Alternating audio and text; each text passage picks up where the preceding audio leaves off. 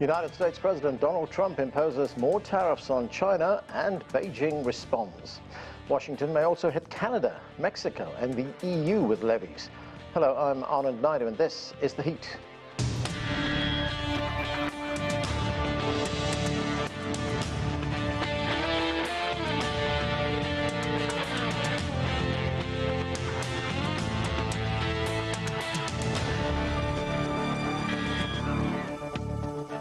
Although he's been in office for less than a month, Donald Trump has plunged the United States into a new era of trade battles.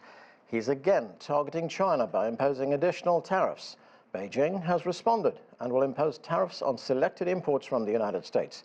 Meanwhile, President Trump may still go ahead with plans to hit Canada and Mexico with levies. All of this may have an impact on the global economy. And there are fears in the United States that it could also hurt the domestic market. We begin with this report from CGTN's Owen Fairclough. From Oaxaca to Ottawa. It might mean opting for Canadian rye over Kentucky bourbon. Beijing to Brussels. We are talking about 5 trillion of mutual investments. Donald Trump is once again unleashing a global trade war with some of America's closest neighbors and critical trade partners who fear tariffs on their exports to the US will be catastrophic. Trump waged similar tariffs during his first term to protect US jobs both from cheaper foreign competition and outsourcing. Companies are not going to leave the United States anymore without consequences. Not going to happen. Now he's using those duties as leverage to force some partners into boosting border security to stop opioid smuggling and illegal immigration. Either way, even Trump recognizes tariffs have adverse consequences. There would be some pain. And many experts say duties do backfire. They include the US Chamber of Commerce. It thinks that tariffs will mean higher prices for US consumers who've just suffered the highest inflation for decades and are still enduring elevated prices on some goods. So even though the US economy is in good shape, fears that life will become more expensive again amid lower growth are widely shared. But just how much more expensive isn't clear. Some studies based on previous trade battles suggest the price of steel rose by nearly a fifth in less than a year, while duties on Chinese tires ended in higher overall imports. But another study on the impact of Trump's previous trade battles found a 20% tariff equated to a price rise of less than 1% on goods including furniture, dishes and linens. Even so, tariffs are frequently geographically disproportionate. To be a bourbon, you have to be made here. And Kentucky, we are ground zero. Such as Canada's proposed retaliation against one of America's most iconic exports. The impact is going to be felt the most in Kentucky. Trump claims tariffs will help cut the trade deficit. That's a country importing more than it exports. The United States has been ripped off by virtually every country in the world. We have deficits with almost every country. But that deficit hit record highs during Trump's first term, despite tariffs on hundreds of billions of dollars worth of imports. And it keeps rising, up by nearly a quarter in December, according to government figures released on Wednesday. If the impact on consumers isn't certain, some in Punxsutawney, Pennsylvania, which voted overwhelmingly for Trump, seem ambivalent for now. I don't think the tariffs would be too bad. Let's give it a go. Let's give it a go. And we'll see. Owen Fairclough, CGTN, Washington. And now for much more on all of this, joining me is Andy Mock. He is a senior research fellow at the Center for China and Globalization. With us too from Boston is former Chilean ambassador to China, Jorge Heine. Also with us is Sourabh Gupta. He is senior Asia-Pacific policy specialist at the Institute for China-America Studies. Welcome to all of you. Andy Mock, let me start with you. China has hit back strongly against the U.S. decision to impose another 10% additional tariffs on goods from China, and China's also filed a complaint with the World Trade Organization. Here is the permanent Chinese representative to the United Nations. Let's listen. We are firmly opposed to this unwarranted increase, and we do believe that this is in violation of the WTO rules. So that's why China is filing a complaint. And let me also emphasize that there is no winner in a trade war. So, Andy, this has escalated very quickly. How do you see the Chinese response? Well, I think the Chinese response, Anand, is very different from what we've seen with other countries, Canada, Mexico, Panama, that have been threatened by Trump. And I think that's because China is in a very, very different position. So if we look at it from a trade perspective, despite the tariffs initiated in the first Trump administration through the Biden administration through today, China's share of global exports has increased, I believe, from 13% to 15% of global share. It is currently the biggest trade partner for 129 countries around the world, which is more than the U.S. So I think it's in a very strong position. Oh, one more quick statistic too. Chinese exports hit about $1 trillion last year. So China's in a very strong position. I think it also has momentum on its side as well, and that it's moving up the value chain, not just historically. Lower value added exports, clothing, toys, consumer electronics, etc., to more and more high-tech products as well.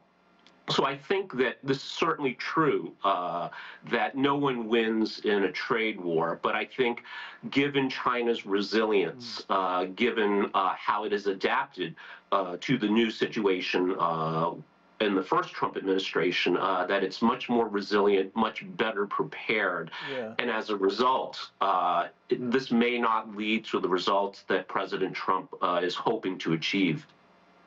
Right, Andy, China has also said that they will impose additional tariffs on United States imports into China, things like coal, liquefied natural gas, as well as agricultural machinery, among other things. Could this kind of action hurt the United States more than it would hurt China? I think it absolutely has this possibility, Anand.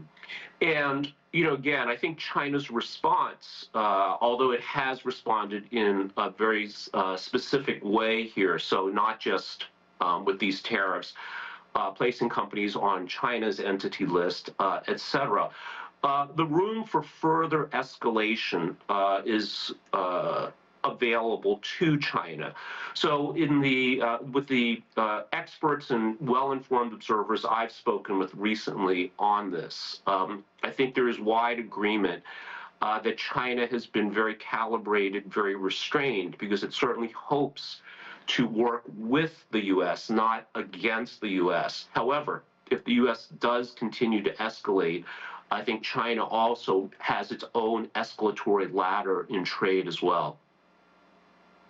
Sourabh, President Trump is not just targeting China, he's also threatening neighboring countries like Mexico and Canada with tariffs as well. But, you know, these moves that he proposed against these two countries, they've been criticized right here in the United States. In fact, there was criticism from the former Treasury Secretary, Larry Summers. Let's listen to some of what he had to say. So I think this will be felt very rapidly in the economy, and there's never a good reason to raise prices, reduce people's purchasing power in order to make yourself less competitive. So, Sourabh, I guess the question is, you know, what's in it for Trump? What's his motivation? And could there be a backlash when these tariffs start hurting the U.S. economy? Yes, there surely could be a backlash if that's the case. Depending on what the impact is on inflation. You know, Trump is going after Mexico, Canada, China, because they're the largest trading partners with whom he has the largest deficits. The trade deficit issue is obviously top of mind for him. But that being said, we must also take him at his word out here that the reason for these tariffs are for a non-trade concern. It's about fentanyl trafficking and about immigration, where Mexico and Canada are the primary countries under the gun, in his view. We'll see what has to happen out here. I think Canada will basically get off very lightly, frankly. There will be a joint strike force that will be created. They'll go after drugs. They'll have greater force people on the border. And we have to understand, you know, Canada runs a big trade surplus, but if one removes the energy and the minerals trade, actually the U.S. runs a big, huge trade surplus with Canada. So, I mean, Canada, I think, is fairly safe. It's the issue of Mexico, which is going to really, really be under the gun for a variety of reasons, and also China. But the issue with China will come later. As I said, these are for a non-trade concern, where China actually has been very cooperative, frankly, and has provided a lot of assistance on the fentanyl issue. But there are a lot of probes and investigations, anti-China probes and investigations that he has started, which are coming down the turnpike in a couple of months, and which will be the basis, I assume, for tariffs on China. Now, yes, this will hit American consumers and will have an impact. And we are living in a different era from Trump 1.0, where interest rates were essentially close to 0, 1%, 2%. Interest rates are in a very different place, and longer-term interest rates are much higher. But the way Mr. Trump thinks about it is, in his last administration, there were real wage gains that were greater than any other presidency in the 21st century, in spite of the tariffs. So you know what? I'll do tariffs again, and maybe again I'll get out lucky. And it's really not. It's going to it will have an impact, but the impact will be dwarfed by his tax cuts and his deregulation. We'll have to see about that, but I think he's going to be wrong, because interest rates will have to go up and inflation will go up, and the Federal Reserve will be much more leery in terms of taking the interest rates down. But so we'll have to see what the effects are, but I think he is counting wrong this time, frankly. Right, Ambassador Jorge Heine, of course, there is a political dimension to all of this. Now, these tariffs that the president proposed against Mexico and Canada, they have been put on hold for at least 30 days, but it looks like, even at this stage, that it's damaged relations with Canada. Here's the Canadian Prime Minister, Justin Trudeau. If President Trump wants to usher in a new golden age for the United States, the better path is to partner with Canada, not to punish us. So, Ambassador, I guess there's two ways of looking at this. One is, how great are the risks of a political fallout from these actions? On the other hand, can the president say, look, this is what I ran on. I'm implementing my agenda? Sure. Well, let me say the following. Obviously, imposing these tariffs at these levels, 25% on Canada and on Mexico, is throwing a wrecking ball on the international trading system and on the world economy. So we're talking here about something really very, very serious. It also damages the standing of the United States, even if they are not imposed, because Canada and Mexico are part of NAFTA, of the North of what used to be called the North American Free Trade Agreement, now it's called UMCA, and that obviously damages the credibility of the United States. Why is it worth signing free trade agreements with the United States if the United States ultimately ignores them? So that, it seems to me, is really quite serious matter of concern. Now, having said that, it seems to me that both in the case of Mexico and of Canada, there are certain lessons to be drawn. And these are the following. These measures may sound, really out of kilter, as it were. But even Mr. Trump realizes that he cannot really get too close to the brink. And when he saw on Monday that the stock market was tanking, he pulled back from the brink. So the lesson, it seems to me, that other countries ought to draw from this is that you keep your cool head, you go on negotiating, and you offer Mr. Trump a win, however small. It seems to be both in the case of Mexico and the offer to put more troops on the border, and in the case of Canada, of appointing a so-called fentanyl czar and assigning more money to the border. They made these gestures, and Mr. Trump thought he had gotten a win. So my advice is keep a cool head and offer Mr. Trump a win, and you may then be on the right side. All right, and Ambassador, looking beyond the Americas, looking beyond Mexico and Canada, I mean, what are the implications for the global economy if this continues? Well, they're also very serious.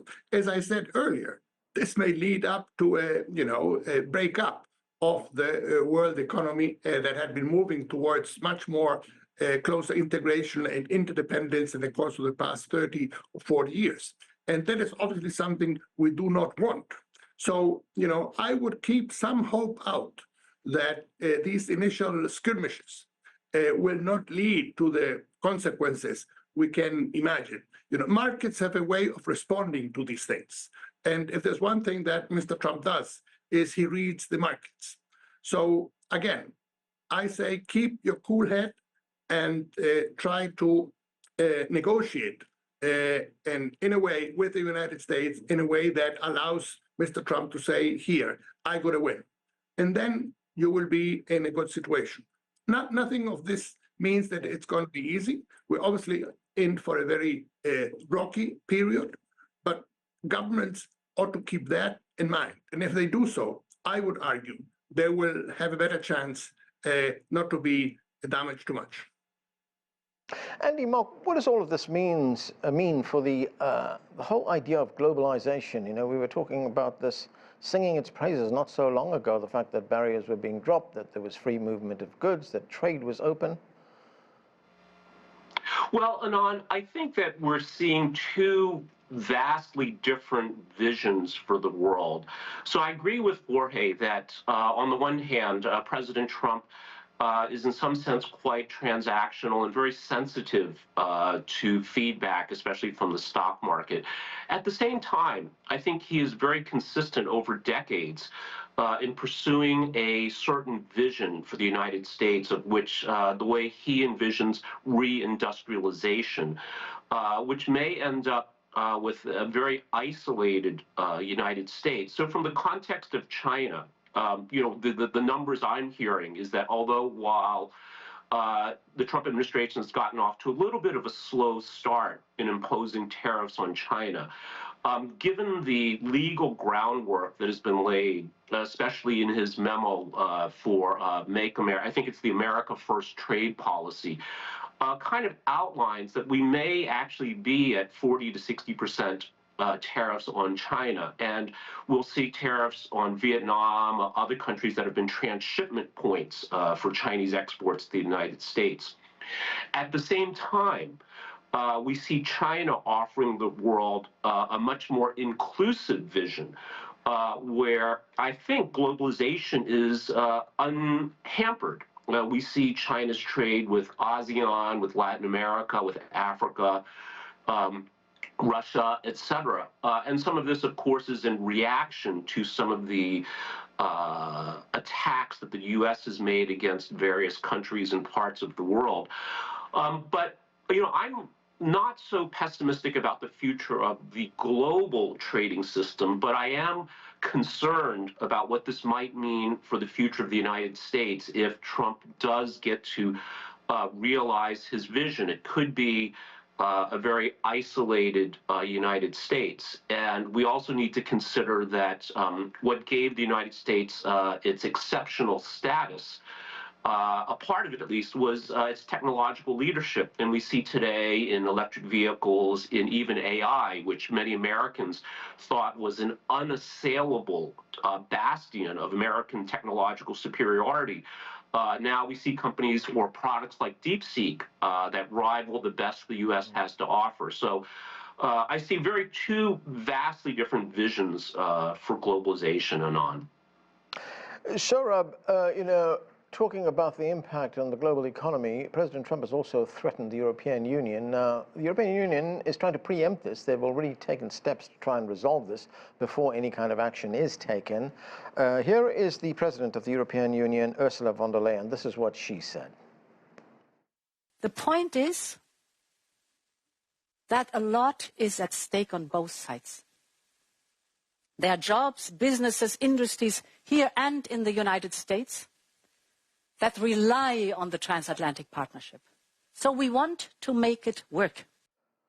Oh, Sourabh, you heard Ursula von der Leyen there talk about the transatlantic partnership. I mean, the United States and the EU have been allies, very close allies, for a very long time. So what could be the consequences if President Trump continues and implements these policies that he's talking about?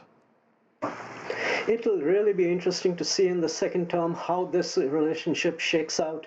Let me tell you what happened in the first term, because Trump was repeating exactly the same things which he's saying today. They don't buy our cars, they don't buy our agriculture, instead they dump it out here.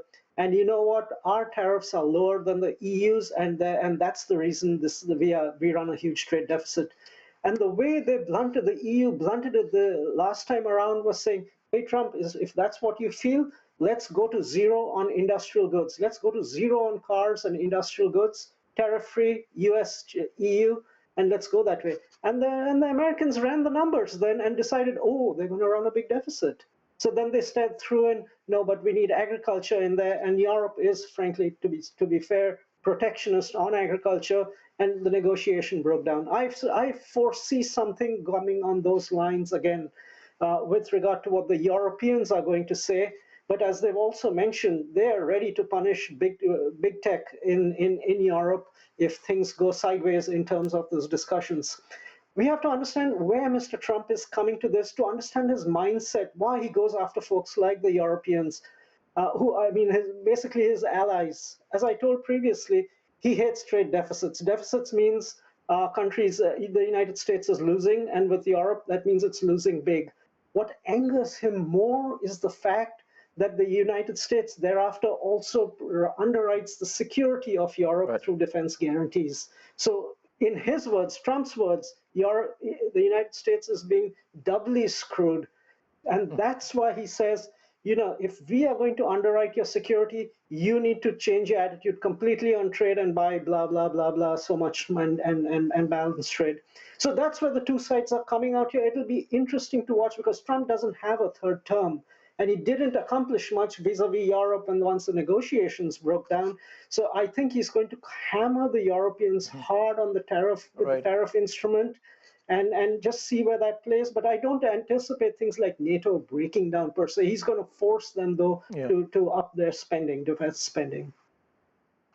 Ambassador Heine, when it comes to Mexico, President Trump is using tariffs to deal with the problem of immigration, to deal with the problem of drugs getting into the United States. You know, it seems that tariffs are his go-to tool to deal with seemingly unrelated issues like the ones I've been talking about, national security, even the health of the American people. Now, Mexico, in this instance, has responded by sending thousands of troops to the border. This is the Mexican president, Claudia Sheinbaum. Let's listen to her. We reached an agreement. It is an agreement we published to place more National Guard in the northern border in order to protect the border and prevent drug trafficking, especially fentanyl trafficking, from Mexico to the United States. So, Ambassador Heine, what do you make of the use of tariffs to deal with other problems that the United States might have with other countries? Yes, well, Mr. Trump has been quite frank about this. He has said that tariff is his favorite word in the English language. So he has been very, very open about it. Obviously, as I said earlier, tariffs throw a monkey wrench into the international trading system and have all sorts of negative consequences. Now, in the case of Mexico in particular, an additional problem is that the automotive industry is largely, North American, meaning that a car that is made in the United States depends very heavily on parts that come from Mexico, also parts that come from Canada. So if you set up these tariffs, both in the case of Mexico and in the case of Canada, and these parts go through these borders many times, it would basically make the price of cars unaffordable. So this goes beyond just things like groceries. Have been said. The U.S. imports something like 60% of its groceries from Mexico. What that would do to the price of groceries, such a significant electoral issue in this country, would be very serious. So my hope is that these things are now percolating. And much as Mr. Trump retreated from the brink on Monday, seeing how the stock market tanked, after these 30 days, he may also do it. It would simply do so much damage to what is now a very integrated North American market. Andy Mock, if President Trump continues to alienate nations around the world with these kinds of actions, imposing tariffs on them, could the ultimate beneficiary be China? Could Europe, for instance, want to trade more with China? I think that certainly is plausible, Anand.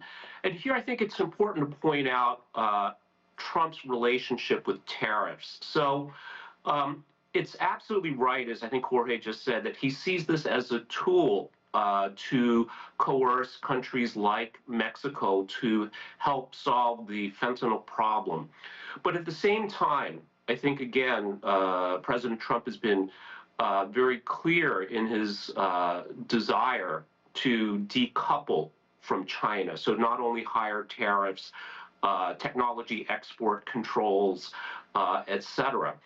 And that I think this is, again, a vision of not just targeting China, but what he wants to do is dramatically reconstitute the global trade and economic system in a way that, again, I think isolates the United States. And of course, a very natural outcome of that is trade-driven parts of the world, like Europe and Germany in particular, will certainly look for other partners that are more open, offer less friction, less political risk as well.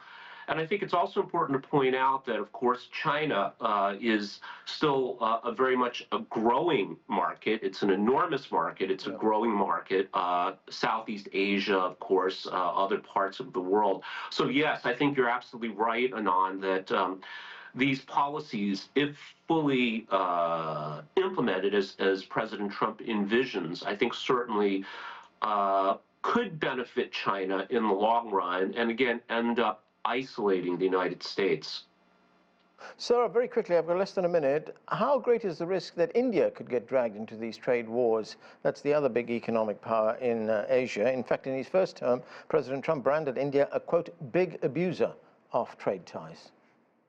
Not too much. India is not, frankly, a big trader. India doesn't run much of a big surplus with the Americans. India does not depend on the U.S. for its defense guarantees. So, I mean, it reduces the leverage for Mr. Trump. I think Modi and Trump have a good relationship. Yeah, they're going to strike something up. They'll try to strike something up. Trump wants to have reciprocal tariffs, which could hurt India. Yeah. But that has to get through Congress first. So I don't envision great things happening in that relationship from a trade and tariff standpoint. Yeah. But I think the two sides have enough going to get a small deal in the works. Okay, that's where we have to leave it. Thank you to all of you for being with us. That's it for this edition of The Heat. I'm Anand Naidu.